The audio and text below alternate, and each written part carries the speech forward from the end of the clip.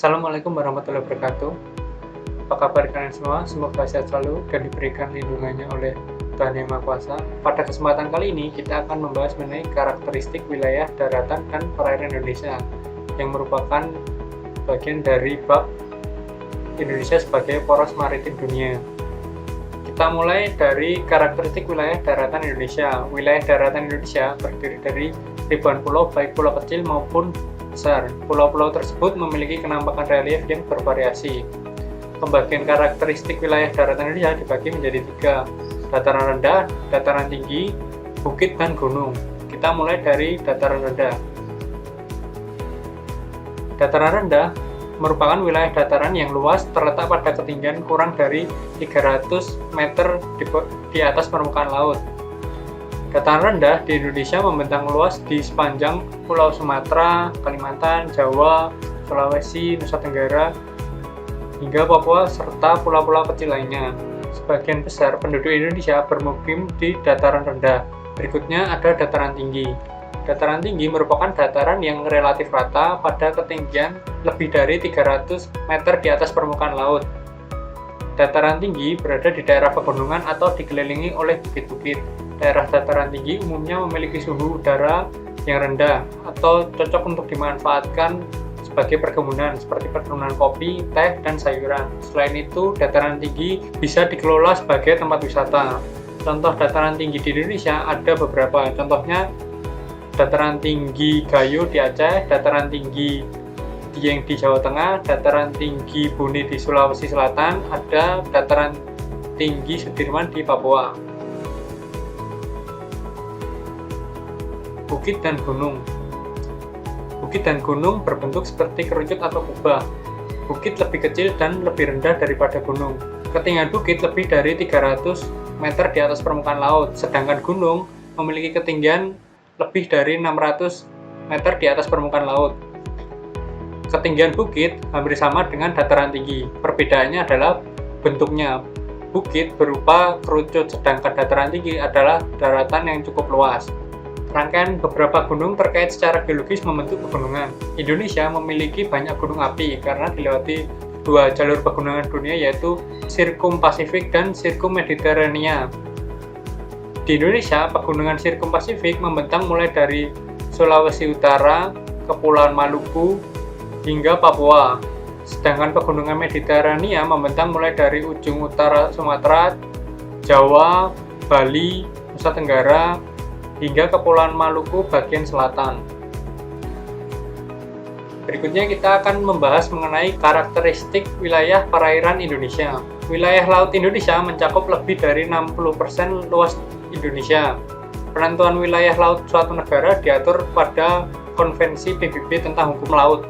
Indonesia juga menetapkan Undang-Undang Nomor 6 Tahun 1996 tentang Perairan Indonesia. Di wilayah perairan Indonesia memiliki hak-hak berdaulat dan kewenangan tertentu berdasarkan peraturan perundang-undangan dan hukum internasional. Perairan Indonesia dibagi menjadi beberapa zonasi. Yang pertama, laut teritorial, zona tambahan, landasan kontinen, dan terakhir ada zona ekonomi eksklusif. Kita mulai bahas mengenai laut teritorial. Laut teritorial merupakan batas laut yang ditarik dari garis pantai saat pasang surut terendah dan pasang naik tertinggi sejauh 12 mil ke arah laut. Jadi, laut teritorial membentang dari garis pantai menuju 12 mil ke arah laut. Indonesia memiliki hak kedaulatan sepenuhnya pada wilayah ini untuk dimanfaatkan sebagai eksplorasi dan eksploitasi pada wilayah tersebut, baik yang ada di bawah laut maupun di bagian udara. Berikutnya kita akan membahas zona tambahan. Zona tambahan lebarnya tidak melebihi 24 mil laut yang diukur dari garis pantai. Bagian zona tambahan berupa 12 mil lautan teritorial dan 12 mil zona ekonomi eksklusif. Negara pantai seperti Indonesia dapat melakukan pengawasan untuk mencegah pelanggaran peraturan perundang-undangan seperti bea cukai, fiskal, dan imigrasi. Kemudian ada landasan kontinen. Landasan kontinen secara geologis merupakan lanjutan dari sebuah kontinen atau benua yang memiliki kedalaman sekitar 150 meter di bawah permukaan laut dan dari garis pantai ke arah luar dengan jarak paling jauh 200 mil. Indonesia berada di antara dua landasan kontinen, yaitu landasan kontinen Asia dan landasan kontinen Australia. Kita bisa mengilustrasikan landasan kontinen seperti berikut. Landasan kontinen merupakan bagian dari benua, sehingga memiliki panjang pasti. Bila suatu negara hanya memiliki panjang 100 mil, jadi yang digunakan landasan kontinen hanya 100 mil. Tetapi bila suatu negara memiliki landasan kontinen lebih dari 200 mil atau bisa mencapai 250 mil, yang digunakan hanya 200 mil saja. Selain itu, bila suatu negara memiliki landas kontinen yang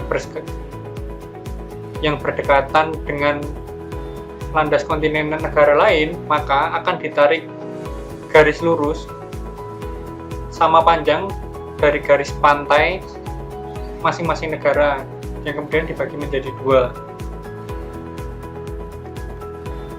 Terakhir ada zona ekonomi eksklusif atau bisa kita sebut dengan ZEE. ZEE merupakan batas wilayah perairan laut ekonomis suatu negara yang diukur dari garis pantai pulau terluar ke arah laut bebas sejauh 200 mil.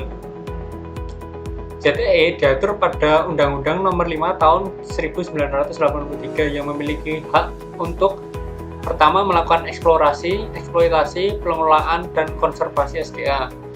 Yang kedua, berhak melakukan penelitian, perlindungan, dan pelestarian laut. Ketiga, mengizinkan pelayaran internasional melalui wilayah dan memasang berbagai sarana perhubungan laut. ZEE juga memiliki prinsip yang sama dengan landas kontinen. Selain pembagian zona, karakteristik perairan Indonesia juga dipengaruhi oleh fisiografi laut Indonesia dan morfologi laut Indonesia. Kita akan membahas fisiografi laut Indonesia. Secara fisiografi, wilayah laut Indonesia dibagi menjadi tiga, yaitu ada paparan Sunda, zona transisi, dan paparan Sahul. Paparan Sunda meliputi Selat Malaka, Laut Cina Selatan, dan Laut Jawa. Sedangkan zona transisi meliputi Laut Sulawesi, Laut Maluku, dan Laut Banda. Sedangkan untuk paparan Sahul meliputi Laut Banda, Laut Aru, dan Laut Flores. Fisiografi Indonesia dapat menggambarkan lempeng tektonik yang ada. Wilayah bagian barat terdiri dari beberapa pulau besar dan laut dangkal. Sedangkan bagian timur terdiri dari deretan pulau yang membentuk busur lengkung dengan perbedaan relief yang sangat mencolok, serta dipisahkan oleh laut dalam. Kemudian kita akan bahas mengenai morfologi laut Indonesia. Morfologi dasar laut memiliki kenampakan yang sama dengan morfologi daratan. Terdapat pegunungan, gunung api, dataran, lembah, dan palung yang ada di dasar laut. Morfologi dasar laut wilayah barat mempunyai kedalaman rata-rata 100 meter, sedangkan di wilayah timur mempunyai kedalaman lebih dari 5.000 meter, seperti Palung Timur atau Timur True yang kedalamannya mencapai lebih dari 7.000 meter. Itu tadi pembahasan mengenai karakteristik wilayah daratan dan perairan Indonesia. Terima kasih atas perhatiannya. Mohon maaf bila ada salah kata. Assalamualaikum warahmatullahi wabarakatuh.